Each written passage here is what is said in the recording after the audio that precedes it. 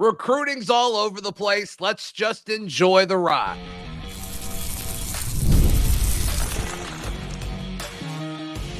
You are Locked On Auburn, your daily podcast on the Auburn Tigers. Part of the Locked On Podcast Network, your team every day. Yes, welcome on into Locked On Auburn, your daily Auburn Tigers podcast. I'm your host, Zac Blackerby, and thank you so much for making Locked On Auburn your first or second listen. This is the happy hour edition of Locked On Auburn today. Happy July 4th. Earlier in the week, I hopped on Auburn Opelika this morning. That is Ben Taylor's show, of course, with the Ben Taylor. Funny enough, that's the show that I was hosting before I jumped into Locked On full time. So always good to hop on that show. But we talk recruiting, we talk SEC scheduling, we talk basketball. That's right here. I am not one that follows a ton of recruiting. Charlie 5 is going to be super mad that I just said that because he had a tweet that said anybody that says that is 99% lying. It's just I'm just one of those people that until they sign and until I see them in a uniform or I see them with that picture of the letter of intent, I pretty much don't put a whole lot of weight in it, especially in the day of NIL. There could be a counteroffer that comes in at any point in time. So people are freaking out that you're going from a top 5 class for 2025 to outside the top 10 to I'm sure that after he signs somebody else, it's back in the top 10, back to number 15. Should people just kind of relax a little bit right now? I think so. I was a victim of the moment as well last week. I mean, I raised my hand, guilty. So it certainly was an emotional roller coaster last week. But no, it's so funny though, because like nothing can actually happen publicly that we know of. Yeah. And we're like, oh no, everything's falling. And then nothing can happen in the next week. It's like, oh, we can get Juju Lewis. Yeah. We can make it happen. So it's all over the place, Ben. But, Carday Smith decommitting, I think stinks. I mean, it sounds like he wanted more NIL. Auburn didn't match what he was offered elsewhere. We assume USC because that's where he took the visit. They decommitted. Like, that does stink. Like, I think Carday Smith is very good. Yeah. In-state guy, whatever. But it doesn't mean the recruitment's over, right? I mean, he clearly has a relationship with Freeze, clearly has a relationship with offensive line coach Jake Thornton. It's July, and he's not currently committed to Auburn. And that's that. That's that. So is the sky falling? No. Did it feel like it there last week for a second? Maybe, but whatever. I think it's all going to be okay. Which I think is just not hilarious, but I guess just because of recent history of how bad it actually was, now that it starts looking good, for some reason it seems worse when that kind of thing takes place. Whereas if this takes place in the Harsin administration, you know what? I'll go back further. If this takes place during the Malzahn administration, you're just sitting there thinking, okay, well, we'll just find somebody else or something of that. Like you just. Well, I think there's more at stake now. I mean, it's hard to get a top 5 class, and Auburn fans want it, and it's within grasp. And in fact, I'll almost be a little surprised if Auburn's not there when it's all said and done. So there's more at stake. I mean, I think the bar and the expectation, it's done what Auburn fans have wanted it to do for a long time. It's okay, we're losing consistently to Alabama and Georgia. That needs to stop. It was Saban gone at Bama. Maybe that window is more open than it has been. It is more open than it has been. So let's do what it needs. Let's do what it takes to get to that point. Yeah. And so it does feel like the stakes are higher now than they used to be because Auburn, it feels like we've got a shot again. Okay, let me talk big picture here, conference-wise. Why is the Southeastern Conference kissing the rear ends of Texas and the Longhorns? Who knows, man? And we saw this forever ago. Like, okay, let's put media days in Dallas. Why is it in Dallas? Oh, it's the first one with Texas and Oklahoma. Yeah, and then I assume you're referring to that CBS Sports list of the top rivalries. Is that what you're referring to? The CBS Sports list that took place, they're already, and you've been super busy, but and so I don't know if you saw that or not. But Greg Sankey speaking in front of the Southeastern Conference, and somebody said, "Is it going to be illegal to do horns down? Is there going to be a penalty?" And he just kind of avoided the question and said, I'm not the rules committee. That's up to the rules committee. So he didn't want to address it. However, I did like his sly smirk when he said, now they're going to get a taste of what the other teams have dealt with over the last umpteen seasons and years that they've been involved in this conference. And so I don't know that they're catering towards them completely yet, just because of that little snide remark he made there at the end where he was like, hey, it looks like they're going to get a taste of what Auburn people deal with at Alabama, what Alabama people deal with Auburn fans, people getting barked at Georgia. Like it's almost like, hey, Texas, I understand we're putting it in Dallas. Right. We're also going to see what we can do to push you to the top of the list as far as national rankings are concerned. But when it comes to horns down, hey, it's time you man up and have to deal with it like everybody else has to deal with it. Who cares? Like, at some point, I don't know, like in the maturation of every human being, most people hit to that point where it's like, nobody cares. Like, you've got those few people around you that care, but like most people don't. Right. And I think Texas now, they were already a top 10 program, but now it's like, it doesn't get bigger. Doesn't get bigger than, being a top program in the SEC. And it's like, nobody cares about your feelings. It's either, can you beat us or can't you? And if you can't, boy, we're going to make it difficult for you. Wait till they start reading Twitter. They're in for real big trouble when that takes place. Oh. I can't wait for the first time Auburn basketball beats Texas. Oh, and they're going to be like, oh, all these Auburn people are, it was their Super Bowl or some crap like that. Yeah. Like, get out of here. It's already been that way with other programs that Auburn has ended up beating. They're like, oh, blah, blah, blah, this is taking place. And people will sit there and they'll be like, that's not new. They've been doing this. They've been doing it for years as far as the Twitter is concerned. However, I do find it odd that whenever they start asking for favors, but you're right. You're not going to cater to them. But what I do find stupid that took place in their conference last year, 15 yards for doing that? Are you kidding me? It's insane. It's insane. I mean, you don't hear that. Like, I'm trying to think of other fan bases that have like, hand signals. Like Horned Frogs have theirs. Nobody gets, or North Carolina State, the Wolfpack. Yeah, nobody gets penalized if you do that upside down. Like, if you do the War Eagle thing, like upside down, should like people get penalized? Like, no way. So it's ridiculous. It's Baker ridiculous. Mayfield slammed a flag in the center of the field whenever he was playing. So yeah, that whole penalizing you 15 yard, because let me just tell you, and Zach can tell you this because he talks to players all the time. There is a whole lot worse said between the lines that the mics don't pick up than somebody sticking the horns down on national television. I can promise you some of the trash talking that goes back and forth. So now, with that said, with Texas, Zach, are people overlooking Oklahoma? They didn't do too bad last year. Oh, I think people are hyping up Oklahoma way too much. I think they've got a lot of problems on their roster that I think both SEC and national media are just kind of looking past. I think Oklahoma's about to be in a world of hurt, Ben. I mean, their schedule is not nice. It is not a great situation as I pull it up here, but they've got a weird schedule before they even start conference play. They host Houston, which I think is interesting. That's going to be like Houston's Super Bowl. Yeah. So I'm like, okay, you left the Big 12. We're in the Big 12. I don't know. That one's intriguing to me. Tulane, they think they're bigger than they are, and that's scary if you're Oklahoma, I think, because that's going to be a big one.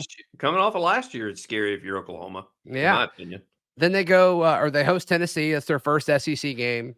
Going to get beat there. They come to Auburn. Going to get beat there. Bye week, and then Texas. And it's a very realistic world where they start 0-3. I'm not saying I predict that, but it's not a crazy stretch to say Oklahoma starts 0-3. I don't see them being better than 1-2. Like, they may beat Auburn, but like 1-2 is probably the most likely scenario there. But then they go to they play South Carolina, but they play at Ole Miss. They play at Missouri. They host Alabama. They go to LSU. This team is not contending for anything this year. You know what's odd about it is people have said that Oklahoma, they've been in big games. They've played against the Texases of the world. They've played against the Baylors of the world.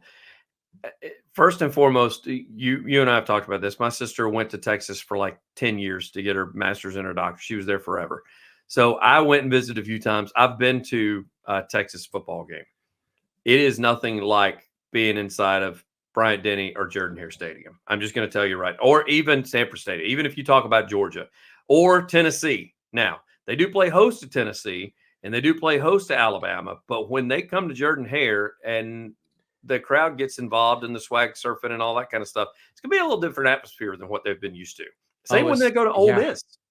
Sure, maybe if everybody shows up there or not, we'll see. I think they'll show. They'll be good and in the liquor by that middle of the season. They'll be good to go. I mean, I think the Auburn Oklahoma game is going to be an afternoon game. Mm-hmm. So like the tail end of that is going to be at night. And I just think that's got a chance to be a really cool moment for Freeze. Like that has a chance to be kind of that first signature win, assuming Oklahoma's still ranked. That could be big. That could be big for the Tigers. I think it's a prime opportunity for Auburn because Oklahoma should still be ranked because the preseason polls like them. Once again, don't know why. They're replacing their entire offensive line. They've got a new quarterback. It's just when has that ever worked? When does that ever? I'm not saying it can't. Just doesn't work very often. Doesn't work very often. Well, and let's transition to that to Auburn. Hold on. So I think it's a great thing for Auburn because they'll still be ranked, and they've got a chance to get a ranked win, their first ranked win since Ole Miss several years ago. And then they're going to fall out of the top 25 and never get back into the top 25. That win, I think, is going to look better than it actually is if Auburn can pull that off. That would be unbelievable. And you talked about first-year quarterbacks. I mean, that's what we saw, last year as far as Auburn was concerned. Does that pick up and get a whole lot better in year two? Like everybody is kind of, I don't want to say hope. I don't want to use the word hope, but I think a lot of fans are hoping that it gets better. Yeah, I think so. I talked to a player yesterday, and I asked specifically about the offense and Peyton Thorne. And I don't think the average fan, and there was a message board post that was kind of ragging me for kind of designating somebody as a scapegoat for Freeze. And it's like, whatever, I don't care. But I don't think the average fan realizes how bad the coaching situation was a year ago with what Philip Montgomery was doing on offense and, the lack of structure and meetings and game plan, and which isn't surprising, right? I mean, I miss football a little bit more than normal this past weekend. So I went back and watched several of Auburn's games from this past year. Oh, and I had just forgotten how bad it was. Ben, I mean, coming out of timeouts and getting delay of games because you don't know what the call is. Like, who does that? High school teams don't do that. Yep. It's just so disorganized. As a coach, your job is to set up your players to be in a position to succeed. And Philip Montgomery did not do that. He just didn't. He just didn't do that. And to me, that's an underrated aspect of this offseason with getting rid of the coordinators, replacing them with really solid additions. And obviously Hugh Freeze is going to be the de facto OC as far as the play caller. We assume. But I think even Derek Nix is going to be able to be a better asset and resource for these offensive players when it's all said and done. More of my conversation with Ben in just a moment. Today's show is brought to you by our friends at Game Time. If you listen to this show at all on a somewhat regular basis, you know that we love Game Time. And if you've tried Game Time at all, I'm very confident that you love it too. More and more listeners of Locked On Auburn are reaching out saying, hey, thank you. Yeah, Game Time is legit. Game Time is the truth. So be sure to join that movement. If you're buying tickets, if it's for sports, it's for a concert, it's for comedy or the theater, whatever it may be, head over to the free Game Time app. Just download it. It's in your phone's app store. I promise. And when you make that account, use promo code LOCKEDONCollege. No spaces, just one word. LOCKEDONCollege. You'll get $20 off your first purchase. Terms apply. Again, create an account and redeem code LOCKEDONCollege for $20 off. Download Game Time today. Last minute tickets, lowest prices guaranteed. Let's talk about the staff a little bit. And the reason I say that is because it was said the other day, and I forgot who said it. It may have been on one of our shows on The Drive or something of that nature, but talked about how everybody on this staff is a recruiter. And it seems like this has been one of the few staffs ever in the history of Auburn football that has had that many that literally Freeze could trust to go on a recruiting trip by themselves, or he could be with them and still get the deal closed, whether he's there or he's not, just because of how good they are and how well they're selling the program. Do you find that true? Sure. Yeah, I think so. I mean, they've done such a good job of selling future and vision. Yeah. That, I mean, it's kind of built in at this point. They just gotta find the right guys and find the right resources and make sure everybody's kind of in line and doing what they need to do. From an offensive standpoint, because talking about Thorne a little bit and talking about Freeze taking over, should we see a different offense, but kind of the same as we did last year? Like, I understand scheme's going to be about the same, but different because of the assets that are around him moving forward. I mean, will people be a little shocked at what the product that they see on the field offensively? Ask me that again. Will people be shocked what they see on the field offensively this year as compared to last year? Not just because of the coordinator, I don't think so. I mean, the expectations, I think, are set. I don't think anybody's expecting it to be a top 3 or 4 offense in the conference, and I don't think I think people are expecting it to be better than it was a year ago. I think we're expecting Peyton Thorne to be fine, and I think fine is good enough with everything they've done around them, with what the defense is going to be able to do, and Auburn's schedule in 2024. I just think it's a lot more favorable than it typically is. So I think most Auburn fans that are paying attention won't be shocked unless it's in a bad way, unless they just underperform again. And then if they're shocked in that way, then it's a totally different conversation that we got to have. Then you're going to see a bunch of changes probably take place, at least from a player standpoint. We mentioned Oklahoma's schedule. Let's talk about Auburn's a little bit. They got an opportunity to actually go in there 4-0 against Oklahoma whenever the Sooners come into Jordan-Hare. Yeah, it would almost be a disappointment if they weren't 4-0, right? Like if they lost to Cal or Arkansas. I mean, that's bad. You talk about that over/under win total at 7.5. If you lose to Cal or Arkansas and you're not 4-0 playing Oklahoma, that makes that path to 8 a lot more difficult. So they should be. The big question is, can you be 5-0 going to Georgia? To me, that's the big question, because Auburn should be 4-0. I think Cal is going to get outmatched in the trenches, and I think Arkansas stinks. I think Cal's better than Arkansas for what it's worth. They're close. They're close, but it's just Arkansas is like it's not looking good up in Walmart world right now. Man, did they sell them a bag of bad goods up there at Walmart? Like every Arkansas fan was all high on last year's team that underperformed, and then it seems like it got worse in the offseason and going into this year. Yeah, I mean, I think it's Pittman. I think he's fine. He overachieved and won too many games in his first year. I think that was the COVID year, if I remember correctly. Yeah. And they're like, oh my goodness, what do we have here? Finally, a guy that wants to be at Arkansas that may not leave to go elsewhere. And then he's just kind of, I think they've lost a game less or lost one more game every year since he's been there. So it's been a slow decline. And I'm surprised they didn't let go of him this past offseason, honestly. Yeah, I wonder if the all shucks attitude has worked on the alums and the money boosters over there, because you're right. They like him.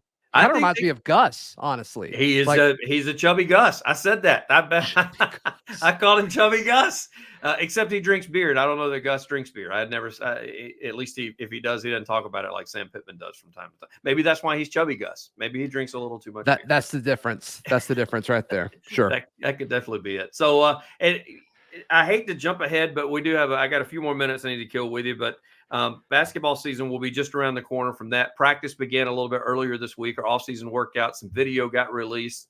It looks like the team is just as athletic as we hoped that they would be. And yes, people want wins, but this seems like it's going to be a really fun team to watch when it hits the floor.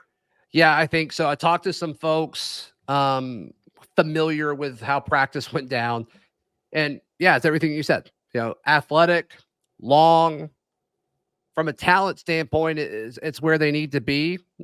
They've got a bunch of dudes kind of log jammed in a few different positions, and so they've got to figure out what that rotation is going to look like. The team isn't there yet as far as figuring out who's going to do what yet, but It's fine. It's so early. They've got plenty of time. It's not a concern. And it sounds like Pettiford is going to be one of the best, if not the best, freshman that Pearl's had in a hot minute since Jabari. I got way too excited watching that little reel that they sent out on Twitter and on Instagram, because he made a couple of drives. He also made a couple of shots from the outside. And I had to put the phone down and say, you know what? I can't watch this right now. It is July. There's no point in getting all excited that he's going to be the SEC Freshman of the Year, that he's going to take us to the Final Four. And that's everything went through my, because we've seen other freshmen that they didn't come out. And I get they pick and choose and they edit the video. I understand they're not going to show him missing shots, but he just looked really good in that spurt of 20 seconds that we got to see. Well, you're assuming he missed shots to begin with. No, I'm joking. I'm joking. You're right, though. And so much of it's eye test. And Auburn's had a few freshmen that we were really excited about over the past few years, and they don't pass the eye test. So, I'd rather see a highlight of them doing something dynamic than not, But, I mean, seriously, talking to folks, it's like he's better than expected. Was one of the things that I was told about him. And he's got a chance to be the best freshman they've had since Jabari, which, great. Thank you, Ben, for letting me come on. Really appreciate that. Hope you enjoyed this. And hey, I hope you are having a happy 4th. We'll see you tomorrow. This has been Locked On Auburn.